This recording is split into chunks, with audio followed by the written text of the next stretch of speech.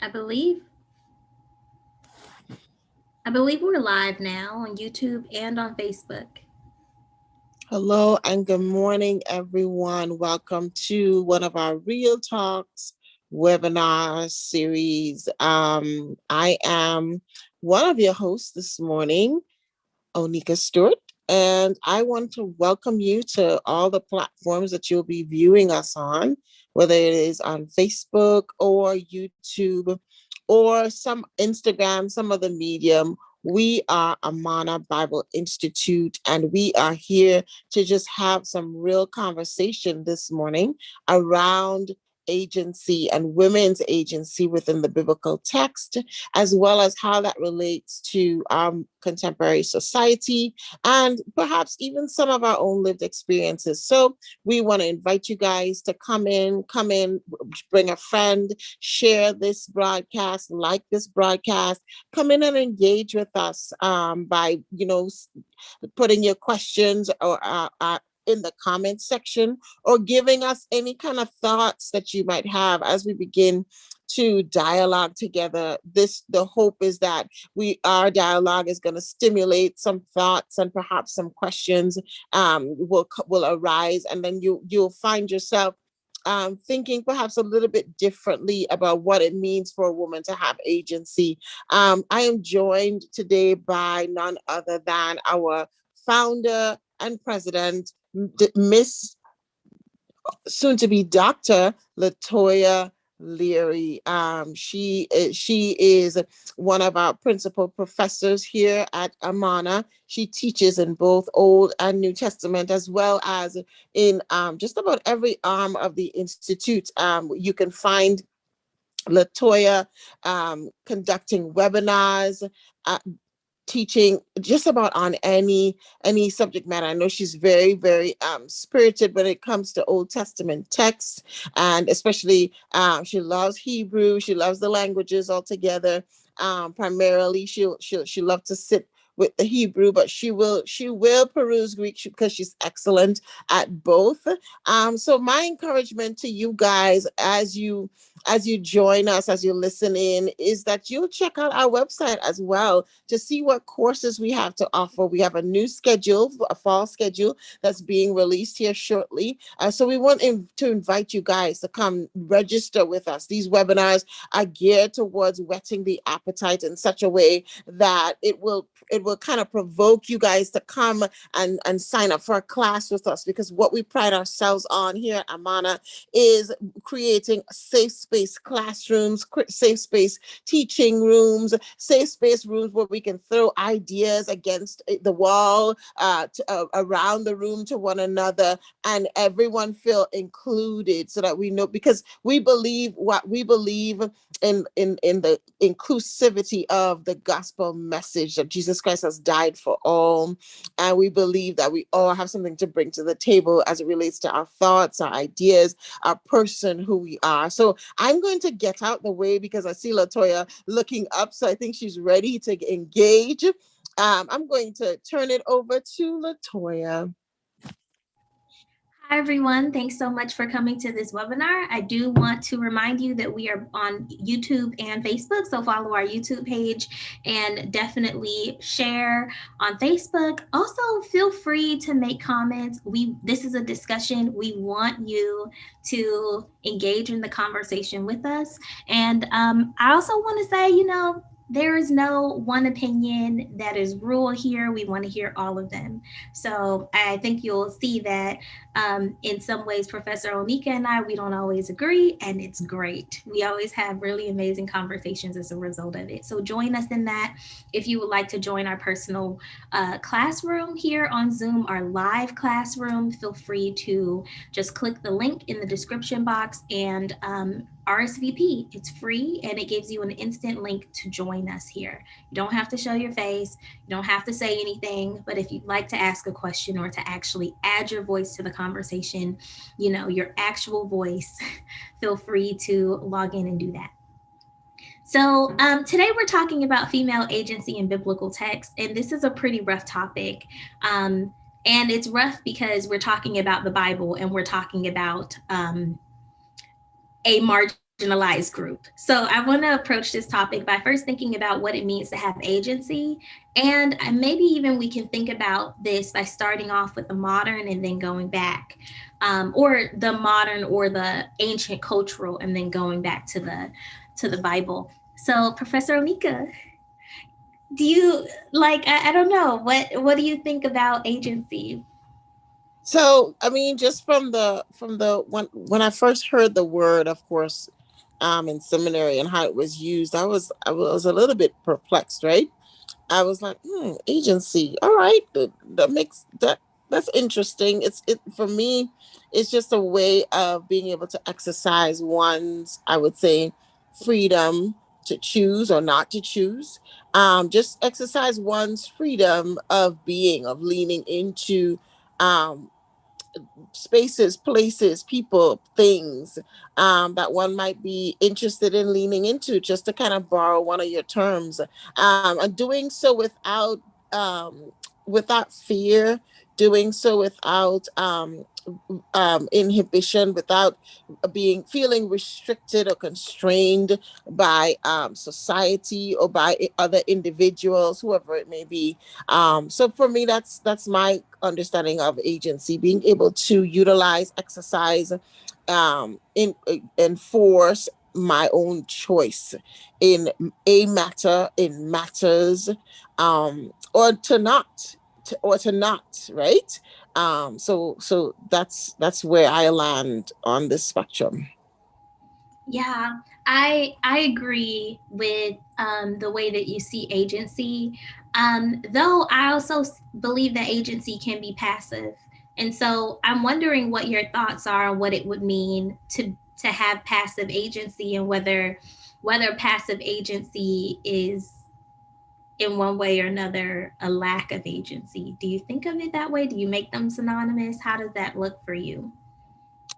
Wow. So unfortunately, I don't understand agency itself as being something that can be passive, right?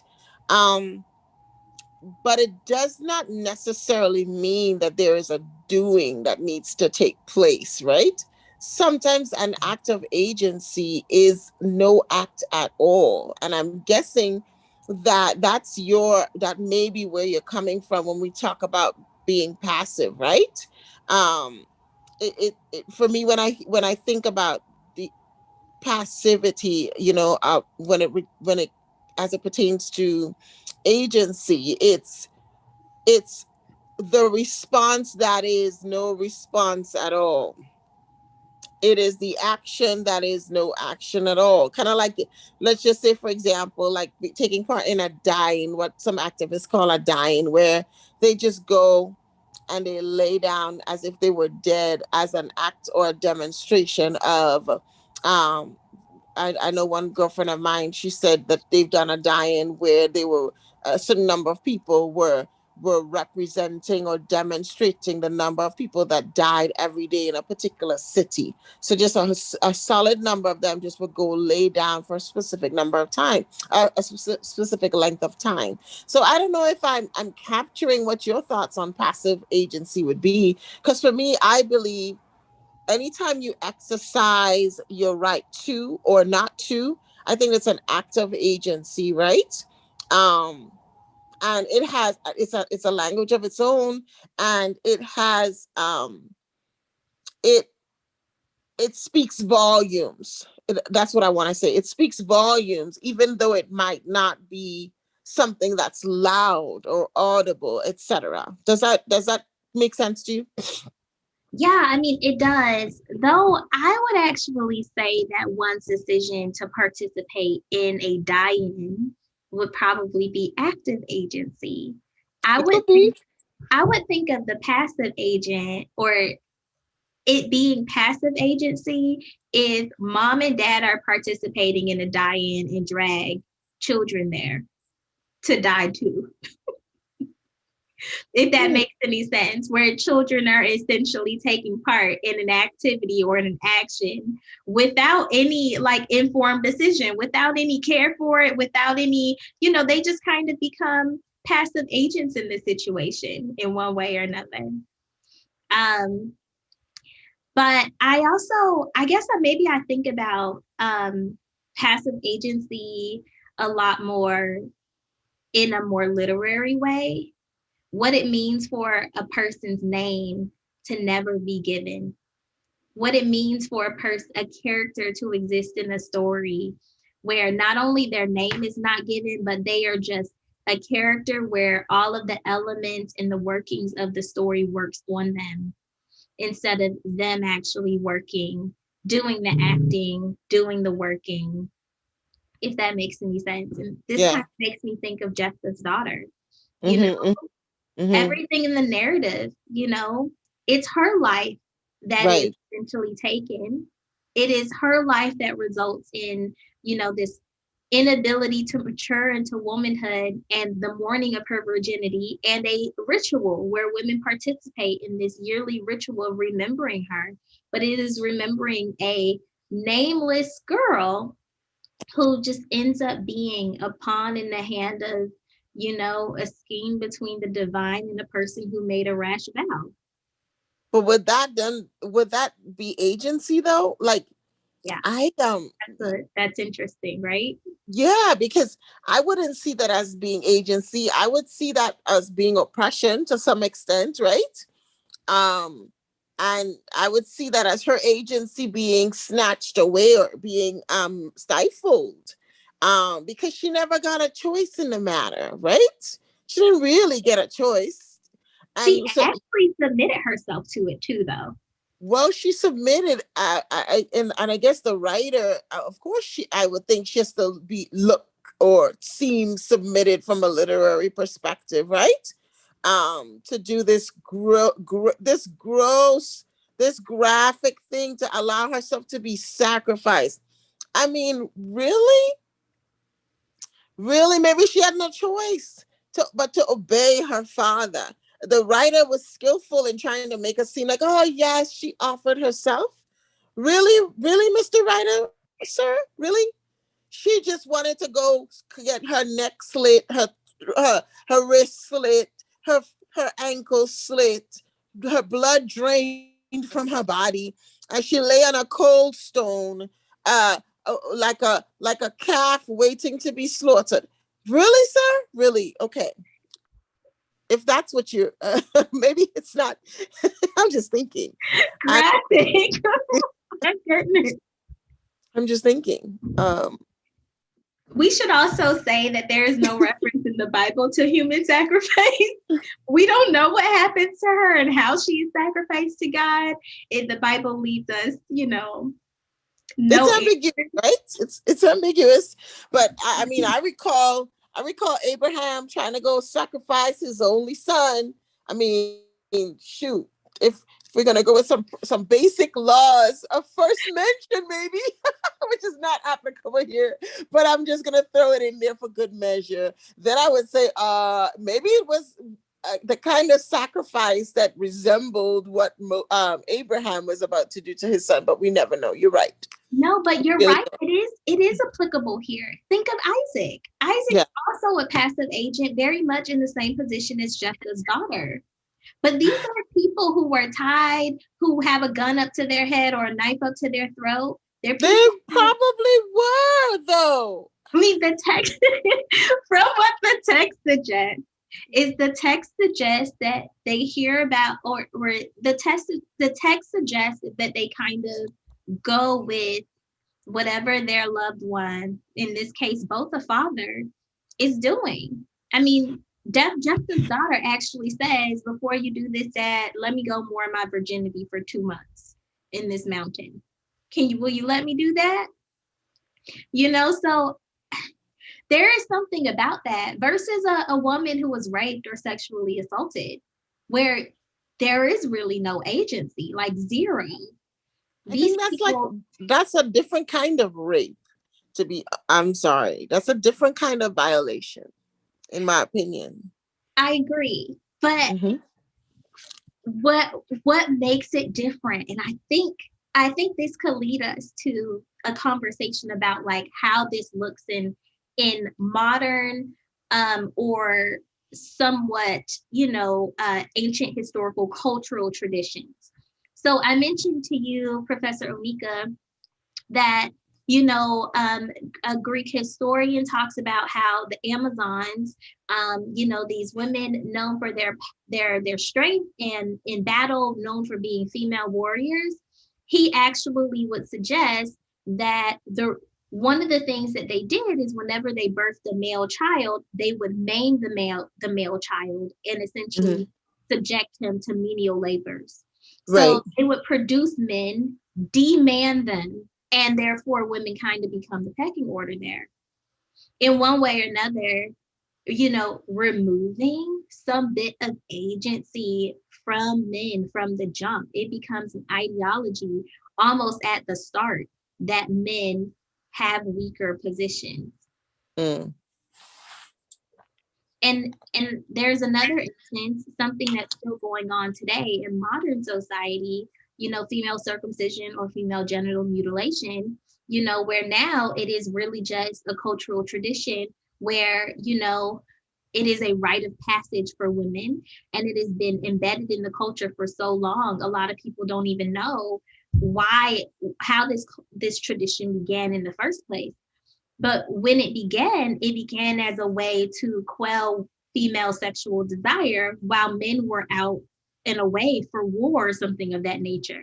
You know, it became a way to limit the desire and therefore active agency of a woman, her desire to actively act on, any bit of her sexual desire, you know, um, and later on just became something that, something that is done, that is normalized, something that the divine doesn't like, something that the culture tells them is bad for women. You know, um, Hmm. and these are more graphic examples of how agency is kind of cut short uh, Hmm. in ritual. Yeah. But I think they become examples of how people have passive agency in one way or another. Not that they don't have it at all, because there are women who are saying, no, we're not going to be circumcised. There are young girls saying, you're not going to cut me. Um, but this also results in circumcisions occurring at an age where women can't really, girls are not women and can't really say no, like at birth or at 6 years old or something of that nature. So So then it's, how is it passive agency then? You see what I'm saying? I'm I think still it's struggling with that. I'm still struggling to say, to see myself as being considered a passive agent. And I get it. Your definition includes that, where the passivity being that the act or whatever it is being done to the subject. I get that, right? Um, but but but when I think about the word agency itself, I struggle with seeing that as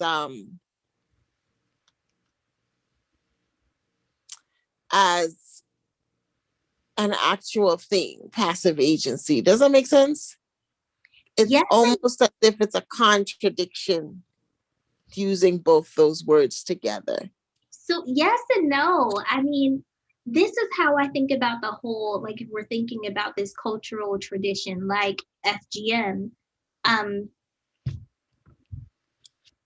if it is occurring, whenever it's occurring, it is not to say that to be a passive agent is to not be victimized. I would never say that the 6-year-old or even the 15-year-old who submits herself to FGM is not a victim.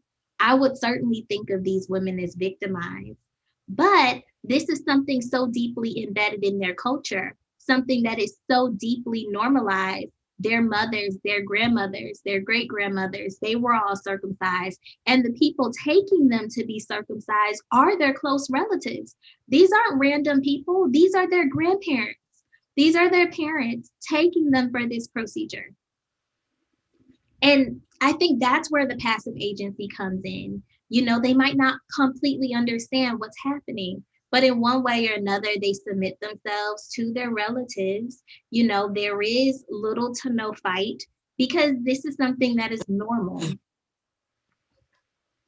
Mm. But I think in some instances it is not agency at all. There is no agency at all. And I think in those, I think it becomes more so those instances where there's no choice. It's all by force, you know.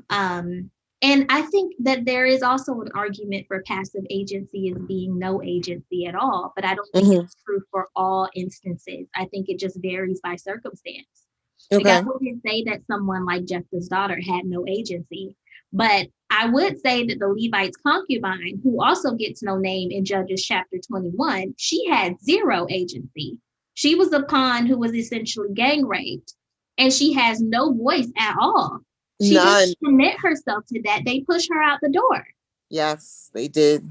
So there's a difference between like her circumstance and like Jephthah's daughter, if that makes any sense. But I get the I tension. mean, Jephthah pushed his daughter out there too.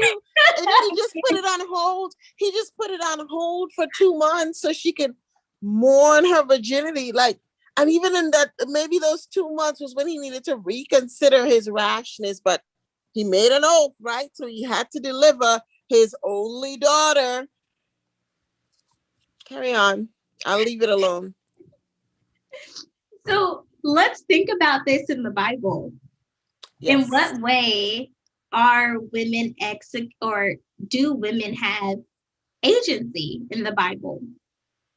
I think I've already given an example, biblical examples of what I would consider a passive agent versus a person who has like a passive agent who has zero agency at all. You know, the Levite's concubine, who was just this passive object and character in the narrative, has no voice, does really nothing, and except die, essentially. But we don't even know how she dies. Because we're not sure if it was him cutting her into pieces, right, or if it was after being raped and sodomized and brutalized. right. We're not sure. We're not sure. Super weird, right? Either way is brutal. Yeah. Either way, it takes away from her. It violates her. She's violated. But anyways. And all of this to bring about a larger issue, right? Her body is literally utilized as to bring an understanding of how problematic lack of hospitality is and how that exists in Israel, to show how, you know, governmentless these people are, how unorderly, uncivilized they are, and how there isn't one way or another, certainly power in numbers, but that power is often, you know, used against those who have, you know, very little numbers. We see tribes being almost wholly executed and all of this, you know, from you know, the lens of a woman who has no voice or name. So it's kind of really, it's interesting. It is. But all stemming from someone who literally has no voice. At least Jephthah's daughter had a voice. At the very least.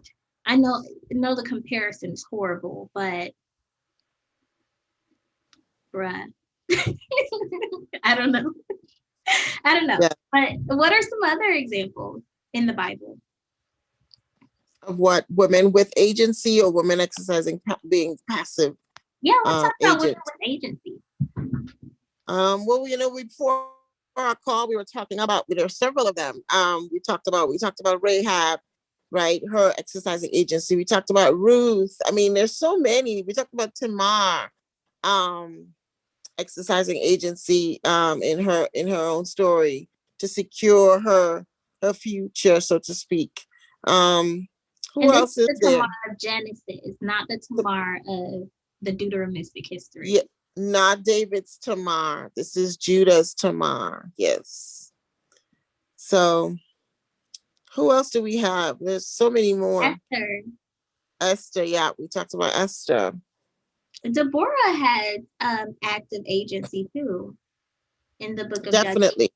Judges. I think hers definitely as a judge shines shines bright or shines or, seems to be more prominent than some of the others that we may have read about or talked about before. Naomi, we also talked about, well, I suggested that Naomi was exercising agency as she was like guiding her daughter-in-law into her next husband kind of thing. So yeah, she was calling all the shots, so to speak, but it served her well. But the daughter-in-law was also a partaker of the fruit of all of her endeavors, right?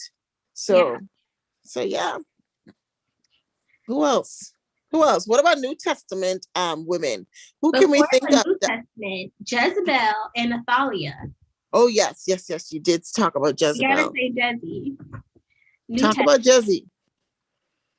Well, I mean, Jezzy is really, really interesting in how she executes utilizes her agency. She's pretty much running the kingdom of Judah.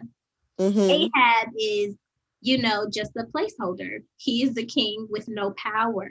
The power is in Jezebel's hands. And the text would emphasize this by showing how very unmanly Ahab is compared to the manliness of Jezebel. He can't get the vineyard that he wants. Oh no, Jezzy, I really wanted this vineyard. And she's the one who's like, you want that? Let me get it for you. He runs to his wife, right? Yeah, the text describes him as pitiful, essentially, and their daughter, Ahab and Jezebel's daughter, Athaliah, becomes the first active queen of Judah. Right? Jezebel is a queen, but she is a queen seemingly behind the shadow of a king. But Athaliah is an actual queen, not because she is married to a king, but because she kills off the royal lineage. She kills off these other men who would essentially be eligible, and she rises, except Joash, she can't kill him. And she rises, she makes herself queen. Right. So I think Bathsheba exercises agency when it comes to her son Solomon and him being coronated for the monarch, for the kingship. I think she definitely exercised agency then. And I like her story in that at the beginning of her story, of course, we all know it, she is not, maybe she's the passive agent to your point. Yeah. She's a passive agent in the beginning of her story, but then the tables turn and she becomes an active agent, right? Later on in her life. Yeah. So I think that's interesting. Yeah. Yeah. Rebecca was also an active agent, but in a duplicitous way, right? She she was definitely using her talents to try to deceive her husband, right? Well, she succeeded, she and her son. But yeah, she was definitely she was exercising agency. It is almost always the case, almost always, not completely always, but almost always the case that whenever a woman is actually utilizing active agency in the Bible, there's something a little, wrong with her. A little shady. Yeah, super shady. You just mentioned Rebecca, and she is a brilliant example of that. She's deceptive. She cons her husband. And I think Bathsheba is kind of doing some of the same as well, right? She's lauded for her act, for bringing, for making sure that Solomon wears the crown or whatever it is. But I think she's doing some of the same thing with David. Like, she coerces him to some extent, but more power to her. And I think that's a right. I think that's some of the writer's intent in terms of how she or he wants to portray the woman, right? Yeah, definitely. And this makes Hebrew Bible very, very different from what we do in what our cultural traditions do, right? Like cultural traditions like of the Amazons or of concerning FGM. Like, these are actual traditions that maim the body of the woman in order to reduce or, limit agency. In the Bible, it is through ideology and law that this occurs. The law showing that women are dangerous and need to be quelled. The law making men the active recipients of the law, right? Women are around in Exodus. They're hearing the Decalogue and 10 Commandments, but they say things like, don't covet your neighbor's wife, your neighbor's donkey, voicing all of its instructions, suggesting that the law is for men. Yeah. And reinforcing that it is the man's role in one way or another to teach and to execute law. Women are almost instantly passive agents in their reception of the law. Which is really, really interesting. The Hebrew Bible furthers this in Proverbs when it's thinking through Proverbs 1-9, the type of wife that you should marry, a young man should marry. Right. Stay away from that strange woman. Yep, she got to be a passive one, right? She can't have an opinion. She's got to be soft-spoken. She can't be a brawling woman on the top of the house. She's got to be sweet and pleasant. She got to be a wonderful homemaker. Just making everything wonderful for her husband. Glory to God. Ooh, Jesus. What's interesting in that is the writer would say, stay away from the strange woman. Get a woman who's like wisdom. And wisdom is not passive in the text at all. She is just as active as the strange woman, except her actions lead to life. And the Proverbs 31 lady, the capable wife, she is not passive at all. If anyone is passive, it's the husband who sits around and benefits off of her labor. She's running the whole household. She's running the animals, the kids, the business. She got it all under control, and he just over there. You said it right, reaping all the benefits of her labor. Yeah, sitting among the elders at the gate, right? Getting renown on account of her action. But it's interesting that this instruction has to come by reiterating or suggesting in one way or another the type of wife that you can't touch, right? The one that you should not have. Amplifying the danger that is attached to femininity, and further emphasizing why women need to have less agency. And why to be a man in so many ways would mean limiting the agency of your wife, ensuring that she stays in pocket. Right. Which is interesting. It's purely ideological. Almost purely ideological. There are violent scenes in the Bible, but women are not circumcised. Women are not. I mean, they're ostracized, they're othered, they're restricted from certain cultic practices, because their femininity is tied to uncleanness every month and at the birth of every child. But still, I can't think of an actual act in the Hebrew Bible that becomes ritual that does this work of reducing agency outside of the ideology. Can you think of anything? Not really. Not right now. Not off the top of my head. Yeah. Well, you wanted to go to the New Testament. Can we think of any active people in the New Testament?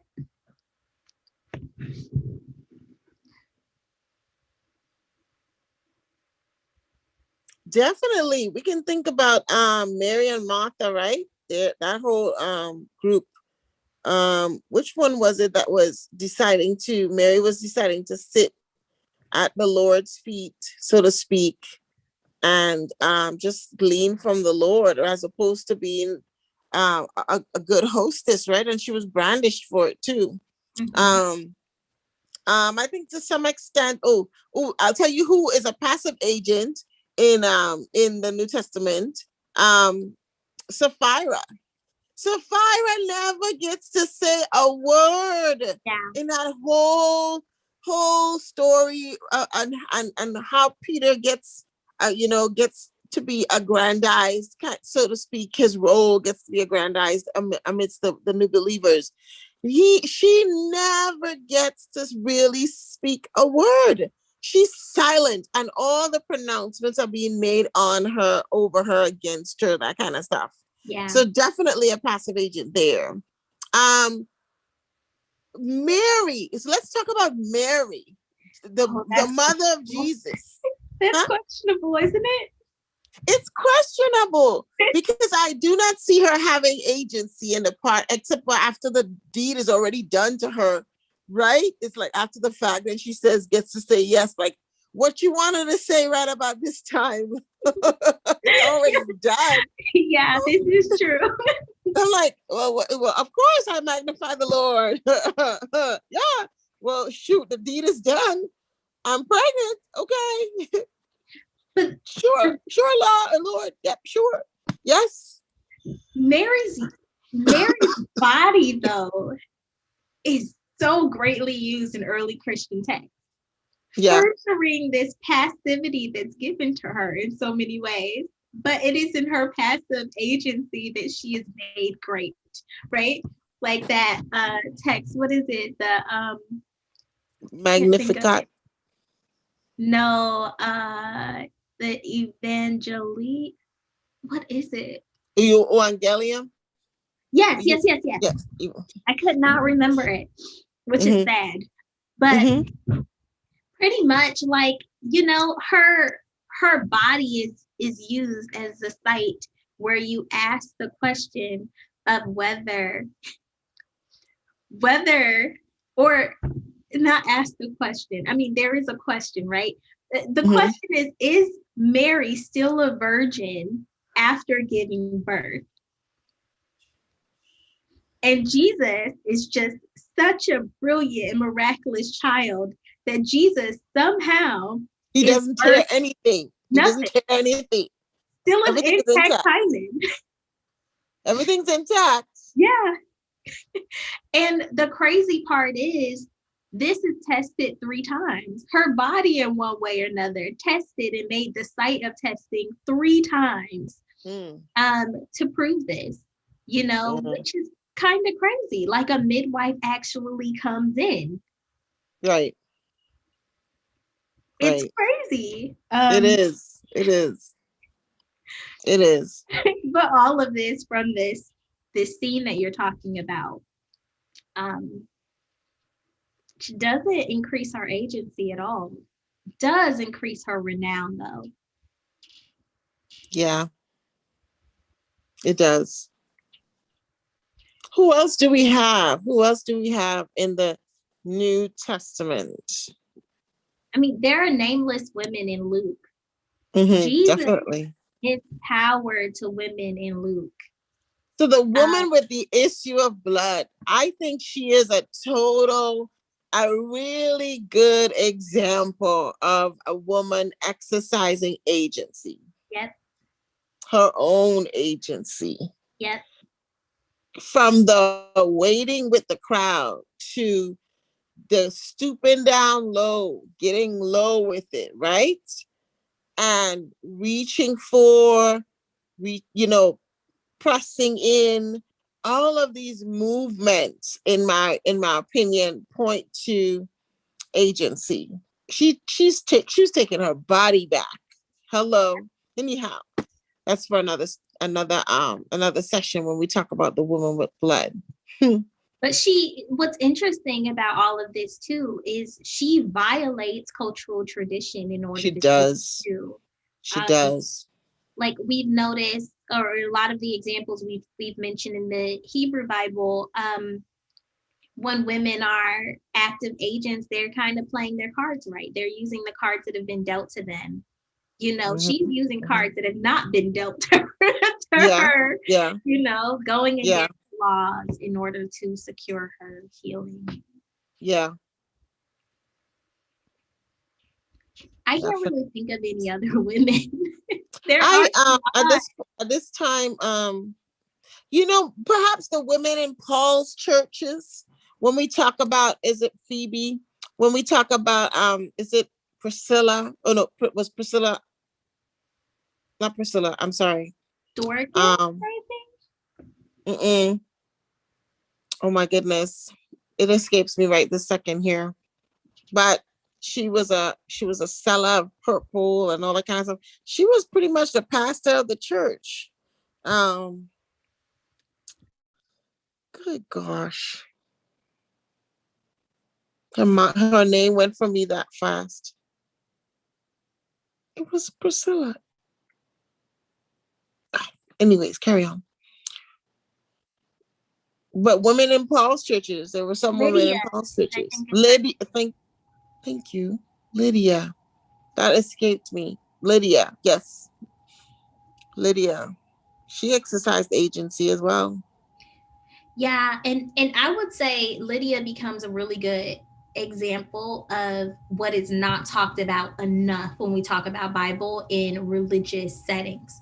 We talk about it in the scholarly world, right? Mm-hmm. When we're reading or immersing ourselves in like feminist theory and womanist theory and gender studies. But it is more so the case that women of power, of wealth, right, have been Mm-hmm. characters or individuals who are very much responsible for the upkeep of temple and church. Mm-hmm. So there's always been a very strong agency that women have had. It's just not talked about in these texts. Right, right. It's not visible. Okay. Yeah.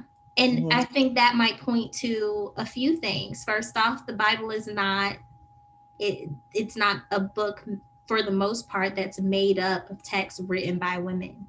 Mm-hmm. And the people who get a voice in texts that often live are often the people who belong to a very elite class of people. So there are Yeah. people that don't get accounted for, who don't get a voice in these texts, you know, like the poor, like the uneducated, like women. Um, and that includes the voice of wealthy women too. But Mm-hmm. you know, I can think of church fathers like Jerome, who literally Yeah. lived off of the pocketbooks of wealthy women Right. who built monasteries and who built churches, right? Who gave their money for the upkeep and the dissemination of Christian ideology, you know, and we can see the same thing happening in synagogues. Bernadette Bruton writes a great book where she thinks through that. Um, but but yeah, there is agency. Women have agency in these religious systems. It's we just don't get to read about it in as beautiful ways as we like in a lot Mm-hmm. of these sacred texts. Mm-hmm. And I think that's something to wrestle with, the reality versus the ideal. Right. But it is 9:50. We've already been talking to you guys for quite a bit. So we will go ahead and present to you just a few things that ABI is doing. And I don't see anyone on, but if I'm mistaken, feel free to ask your questions or make your comments. We're happy to lift those up for you.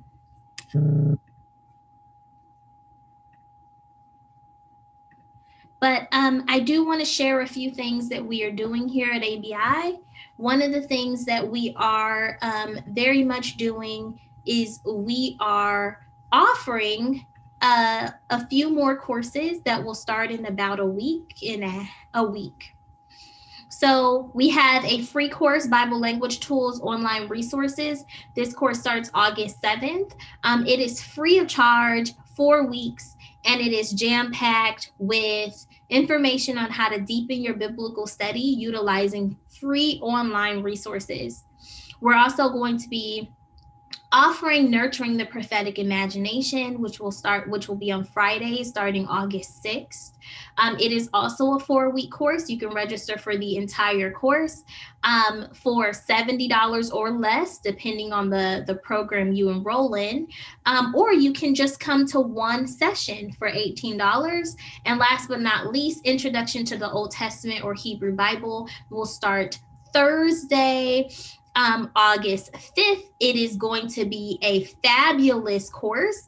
And the thing to think about when you're thinking about Old Testament is it's a large corpus, and it often takes, a ton of time to study. But we are going to try to present to you this survey course in 12 weeks. So this course is a little bit more money, and it's because it is a 12-week course, meeting once a week. You can drop into certain sessions. If you are interested in a particular book that you want to learn more about, you can just shoot us an email. We'll let you know when that session will be, and you can just register for that session for just $15. Or you can enroll in the entire course for $180 or less, depending on the program that you're enrolled in. And I'll just give you an idea of that. We have a few ways for you to pay. You can join a monthly Grow plan, where you can get courses for as little as $60 and 12-week courses for as little as $140. Or you can enroll in one of our certificate programs, which will allow you to pay as little as $44 a month on a certificate. So you can actually enroll in that Old Testament course as a part of your basic Bible certificate, for example. And you just be paying $44 a month for it. That's it. You can pay by class and get an 8-week course for $130 or a 12-week course for $180. The 4-week courses are set $70. Or you can, as I've already mentioned, just register for one or more sessions if you're just interested in very particular things. Though I will definitely recommend just registering for the course. We like to learn in community here, and coming in just for a session, while you will learn so many things, you might find yourself having more questions, and we're happy to answer those questions after the session. But if you've missed a substantial portion of the course before and you're just kind of dropping in on session 10, there might have been understandings that people gathered in session 4 that you would have missed. So that will be at work there. Last but not least, we do have a few more webinars, and we'll have a new webinar schedule and course schedule for you soon. But if you click here on our events, we have Karam and Genocide in Joshua on Tuesday of in a week and a half. Actually, this isn't a week. So next Tuesday, we're going to discuss Karam and Genocide in Joshua. I'm going to be teaching this, and it's going to be interesting. Might even be a little rough, because we will be talking about genocide, and we will be talking about God or divine sanctioned genocide. There's also maintaining presence within prophetic encounters that we're going to do the Saturday after. And then we'll have a talk on biblical xenophobia. We are, by the way, going to be rescheduling these networking sessions. So please do look out for those in the fall. And if you have a business, a kingdom business or ministry, and you would like to come in and help us teach this webinar on best practices for effective networking, just shoot us an email, and we'll make sure that we get you all the information that you need. Professor Onika, any last words?